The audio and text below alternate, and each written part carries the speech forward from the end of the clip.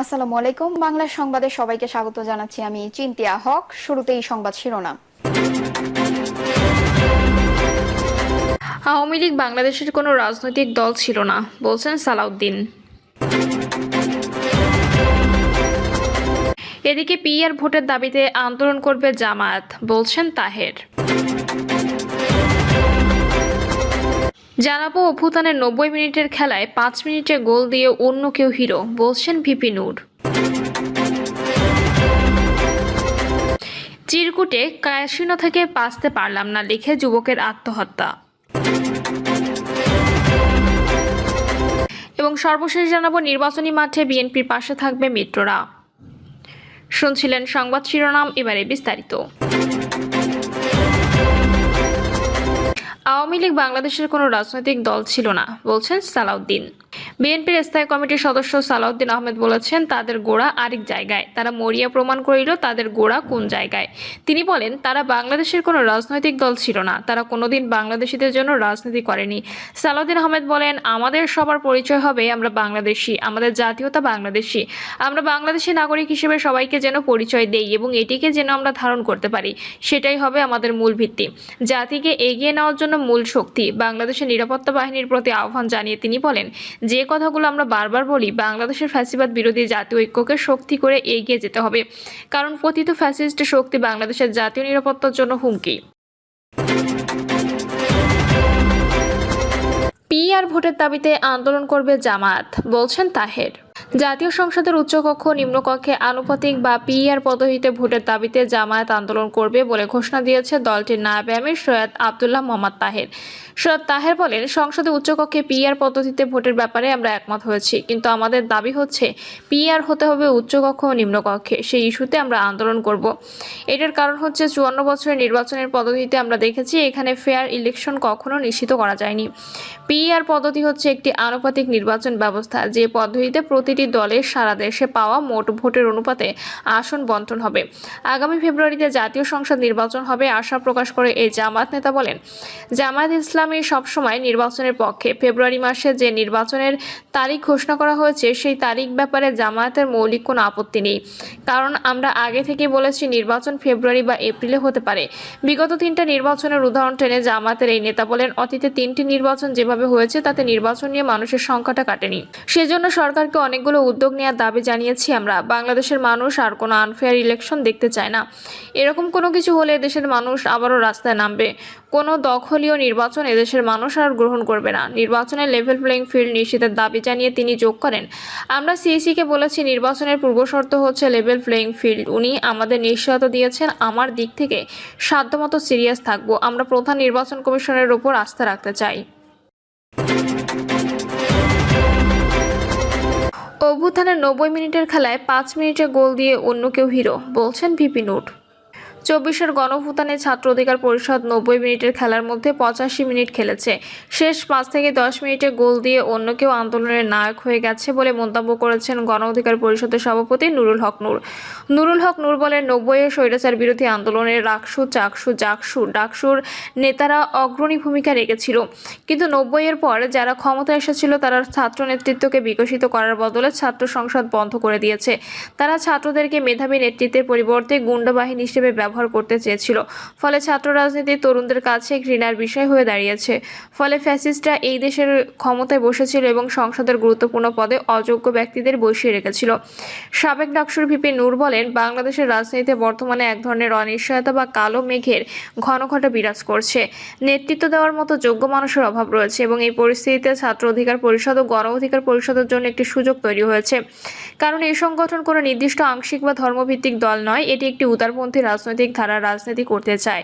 প্রধান আলোচকের বক্তব্যে ছাত্র অধিকার পরিষদের কেন্দ্রীয় সাধারণ সম্পাদক নাজমুল হাসান বলেন, 18 এবং 24 সালে কোটা আন্দোলনই প্রমাণ করে যখনই শিক্ষার্থীরা নিপীড়নের শিকার হয়, রাজশাহী বিশ্ববিদ্যালয়ের শিক্ষার্থীরা ঐক্যবদ্ধ হয়ে সেই সংগ্রামে ঝাঁপিয়ে পড়ে। 24 সালের অভ্যুত্থানে এই বিশ্ববিদ্যালয়ে যে গণজোয়ার তৈরি হয়েছিল তা ছিল উল্লেখযোগ্য। রাবি শাখা ছাত্র অধিকার পরিষদের সভাপতি মেহেদি মারুফ বলেন, অভ্যুত্থানের পর শিক্ষার্থীদের মধ্যে যে আশা আকাঙ্ক্ষা তৈরি হয়েছিল তার প্রতিফলন দেখা যাচ্ছে না।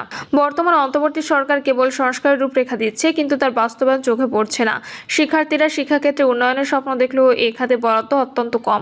ছাত্র অধিকার পরিষদ রাবি শাখার সাধারণ সম্পাদক আল শাহরিয়ার শুভ সঞ্চালনায় আরও বক্তব্য দেন 18 এর কোটা সংস্কার আন্দোলনের আহ্বায়ক মাসুদ মোন্নাফ সহ আরও অনেকে। চিরকুটে ক্যাসিনো থেকে বাঁচতে পারলাম না লিখে যুবকের আত্মহত্যা। সাভারের আশুলিয়ায় ক্যাসিনো এবং জুয়ার ফাঁদে পড়ে সর্বস্ব হারিয়ে রাব্বি নামে এক যুবক আত্মহত্যা করেছে। সন্ধ্যা নরসিংহপুর মানিকগঞ্জ পাড়া কবরস্থান রোড এলাকায় মিলন মৃধার বাড়ি থেকে তার মরদেহ উদ্ধার করা হয়। নিহত রাব্বি নীলফামারী জেলার ডিমলা থানার দক্ষিণ বালাপাড়া এলাকার মোহাম্মদ ছবির আলীর ছেলে। তিনি তার স্ত্রীর সাথে ওই বাড়িতে ভাড়া বাসায় থাকতেন বলে জানা যায়। নিহতের লাশের পাশ থেকে একটি ডায়েরি উদ্ধার করা হয়েছে। ডায়েরিতে লেখা ছিল, অনেক চেষ্টা করেছি, ক্যাসিনো থেকে বাঁচতে পারলাম না। ক্যাসিনোতে জীবন শেষ, ক্যাসিনো ধ্বংস, ক্যাসিনো মৃত্যু, তাই যুব সমাজ সাবধান। এতে আরও অনেক কিছুই লেখা। পুলিশ জানায়, সন্ধ্যায় স্থানীয়দের খবর পেয়ে ঘটনাস্থলে পৌঁছে নিহত যুবকের মরদেহ উদ্ধার করে থানায় আনা হয়। এ সময় তার মরদেহের পাশ থেকে একটি ডায়েরি উদ্ধার করা হয়েছে। ডায়েরিতে জুয়ার সাথে জড়িত থাকার বিষয়ে অনেক কিছু লেখা রয়েছে। এছাড়াও স্থানীয়রা ও পরিবারের স্বজনদের তথ্যের ভিত্তিতে প্রাথমিকভাবে ধারণা করা হচ্ছে তিনি জুয়া ও মাদকের সঙ্গে জড়িত ছিলেন। এই কারণে কিছু ঋণ হয়েছিল, তাই হয়তো হতাশাগ্রস্ত হয়ে তিনি আত্মহত্যা করেছেন। আশুলিয়া থানার উপপরিদর্শক দেওয়ান রমজান আলী জানান, নিহতের পরিবারের কোনো অভিযোগ না থাকায় তার মরদেহ পরিবারের কাছে হস্তান্তর করা হয়েছে। সেই সাথে এ ঘটনায় থানার একটি অপমৃত্যুর মামলা করা হয়েছে। নির্বাচনী মাঠে বিএনপির পাশে থাকবে মিত্ররা। আসন্ন জাতীয় সংসদ নির্বাচনকে ঘিরে দেশের রাজনৈতিক অঙ্গনে বইছে নির্বাচনী হাওয়া। প্রস্তুতি নিচ্ছে ছোট বড় সব রাজনৈতিক দল। নির্বাচনের রোডম্যাপ ঘোষণার পর আসন্ন সম্ভাব্য প্রার্থীদের নিয়ে চলছে হিসাব নিকাশ। এমন অবস্থায় যুগপৎ আন্দোলনে থাকা মিত্রদের সঙ্গে ধারাবাহিক বৈঠক করছে বিএনপি। দেশের বর্তমান পরিস্থিতি, গণতন্ত্র পুনঃপ্রতিষ্ঠা এবং জুলাই আন্দোলন সহ গত 17 বছরে ফ্যাসিস্ট সরকারের বিরুদ্ধে সোচ্চার দলগুলোকে এক কাতারে আনতে চান বিএনপির ভারপ্রাপ্ত চেয়ারম্যান তারেক রহমান। নির্বাচনেও মিত্রদের ঐক্যবদ্ধভাবে পাশে চান তিনি। মিত্র রাজনৈতিক দলগুলোর শীর্ষ নেতারাও তারেক রহমানের অবস্থানকে সমর্থনের পাশাপাশি নির্বাচনী কর্মকাণ্ডে পাশে থাকার সায় দিয়েছেন। ফেব্রুয়ারিতে জাতীয় সংসদ নির্বাচনের সময়সীমা ঘোষণার পর মিত্র 42টি দলের সঙ্গে 2 দিন পৃথকভাবে আনুষ্ঠানিক বৈঠক করে বিএনপি। এছাড়া আওয়ামী লীগ সরকারের আমলে নির্বাচন বর্জন করা আরও 22টি রাজনৈতিক দলের সঙ্গে শিগগিরই বৈঠক করার কথা রয়েছে আরেক রহমানের। নির্বাচন সহ জাতীয় ইস্যুতে জাতীয় নাগরিক পার্টি এনসিপির সঙ্গেও বৈঠক হতে পারে বলে আভাস পাওয়া গেছে।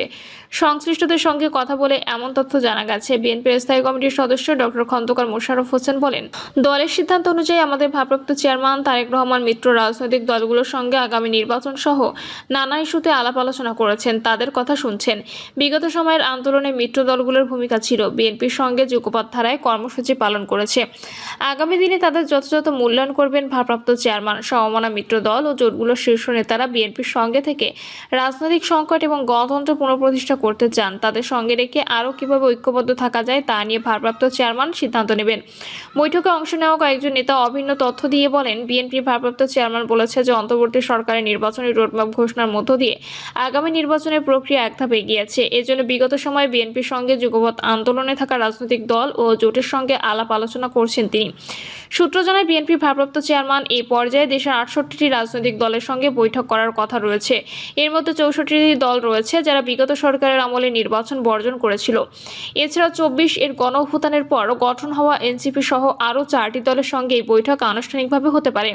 এছাড়া যুগপৎ আন্দোলনের শরিক 42 জনের শীর্ষ নেতাদের সঙ্গে 1-to-1 বৈঠক শিগগিরই শুরু হওয়ার কথা রয়েছে। জানা যায়, শুক্র ও শনিবার রাজধানীর গুলশানে দলীয় চেয়ারপারসনের রাজনৈতিক কার্যালয়ে যুগপৎ আন্দোলনে থাকা 42 দলের সঙ্গে বৈঠক করে বিএনপি।